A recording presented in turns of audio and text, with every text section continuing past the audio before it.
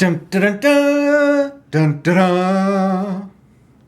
Da, da, da, da, da, da, da. COVID Chronicles, number 12. Number 12. Number 12. What did you want to talk about? You know, makes 12 a really cool number? What?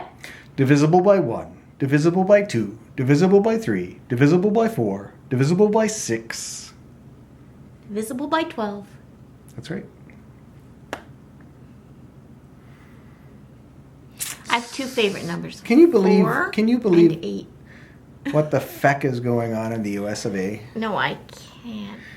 I think Trump may have realized, well, I'm on the way out. So I'm going out in a blaze of glory, and I'm going to take the whole fucking country with me.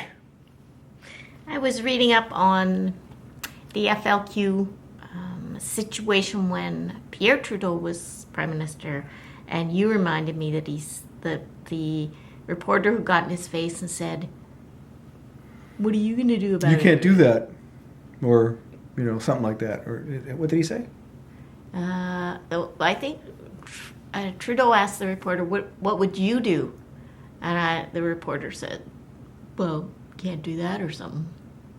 Just watch me. Just watch me. Although Trump is doing it in a whole different kind of... Context. Like, it may be... I'm not really great on history, but it may be the first time in U.S. history that the regular armed forces has been sent out against the populace of the United States. They've done things with the National Guard before, a number of times, but this is the first time Reg Force has been sent out to get the masses under control. Apparently he can't do it in the states, the regular states, but he can do it in D.C. because it's not a state. Mm-hmm. Well, who knows? He'll do whatever he wants. He's done whatever he wanted so far. I'd like you to disperse this crowd using any means necessary, because I want to go over there to that church and invade a church and violate the separation of church and state for a photo op. Yeah. I'm going to hold up a Bible upside down because I've never opened one. Did he open it upside down? Or he didn't open it. He held it upside down? Oh. I don't know how he held it. Whatever. It's like, sucks to be an American, I think, is what the message is. Sucks to be an American. Oh, I don't know if you saw it yet or not, but today they asked Trudeau what he thought of everything that was going on down there. There was a 21-second pause. He's like... before he said anything. I think it was, brilliant. Oh. Because it wasn't... it was a little bit of that, but mostly it was just him staring at the camera as if to say, Mr. Trump.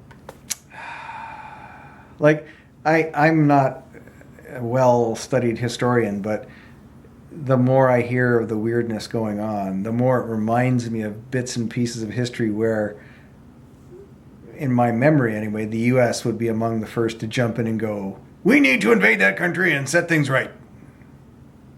Like, things have gotten out of control. We need to overthrow that government and give them democracy. Well, that's the kind of vibe I'm getting from it.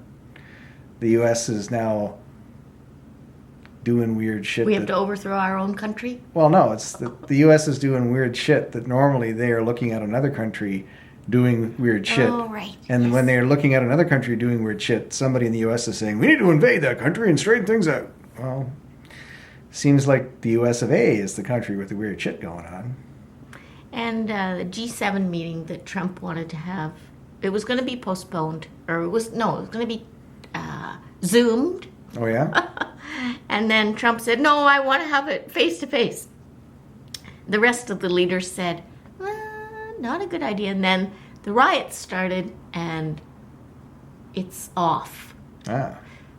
But I don't know if he still wants to Zoom it, have it on Zoom, but it sounds to me like the rest of the leaders are just going to say, let's just wait and hope he's gone. We'll have one. We'll miss this one. Trump wants to invite Russia to be part of it. Nobody else does because they've still haven't given up Crimea. But his buddy wants his buddy there really bad. So the last time there were protest marches around the world, it was after Trump was elected, and it was the Women's Pink March. Hat March. Yeah, the right? Women's March. Yeah. So that happened. I don't know if there are any other ones that happen around the world, but now this is going to be the second, because there are marching in memory of Floyd marches happening around the world, it seems, or Black Lives Matter marches or whatever, but it's all coming out of this.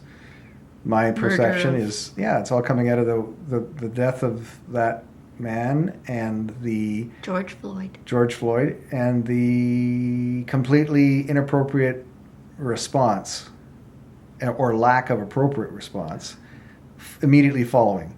And then when people were obviously upset all over the place, further resisting the cause. It's like if they had nipped it in the bud, it's like as soon as it happened, all of you are under arrest. Yeah. Done. Put you in jail and we'll figure it out later. It might have. If I had killed someone, would I not be put in jail? And if you had been standing beside me not doing anything, would we not have been in jail together, like no questions asked? Yeah, I would think. It wouldn't be days later.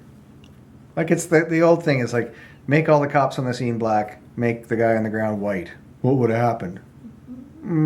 My life experience tells me it would have been very different. And Sad. it wouldn't have been acceptable. It wouldn't have even if they had done that, a bunch of black cops had done that to a white guy and the white guy didn't die, it wouldn't have been acceptable. And then if the white guy had died, it'd be like, well, all of the cops would have been fired, they all would have been arrested, they all would have been charged, is kind of my gut. And I watched your Trevor Noah thing that you suggested I watch, or Trevor Noah's discussion that you suggested I watch. And it's really like it. I used to think I had an understanding of what it was like to not be white. And what's going on now tells me I never had an understanding of what it's like to not be white. Like I might have thought I had an idea, but no. It has gone so far beyond the pale, so far beyond where I thought it would have ended a long time ago, that I'm now in Neverland. But it isn't that it's gone beyond. It's that it hasn't changed. No, I mean the way that it hasn't changed. Meaning we've gone so far down the timeline with enough situations coming to pass and nothing changing, and more serious situations coming to pass and nothing changes. And over my whole lifetime, we are so far past the point where it should have changed that I'm feeling like I'm living in a dream. I'm living in not a dream. I'm living in a nightmare time where common sense and appropriate response should have happened long ago. And somehow there are people holding the levers of control who are saying, no, we're not going to do things sensible. We're going to keep doing what we've always done because you will eventually agree that this is okay. It's like, yeah, but no, we're not. And people are getting upset around the world. So what do the people like Trump and whoever that hasn't kicked Trump out of office yet, what do they need to see? How wacky, strange, cuckoo Cocoa Puffs does it need to get before someone goes, yeah, Mr. President, we signed this document, you're out? Like, what has to happen? No one's going to do anything till the vote, the election. And that's going to be too late. Yep. Some serious shit is going to go down. Really, really serious shit. Like never seen before shit is going to go down. That's the way I see it. Like firing on it's their own obvious. People. If they could tear gas and flashbang the peaceful demonstrators last night to get them out of the way so he could do his photo op. In the church, yeah. What's to stop them now? Rachel Maddow was talking about bayonets. They're going to use bayonets. Yeah, you're sending troops out in the streets with bayonets. Oh, that's not going to have an oops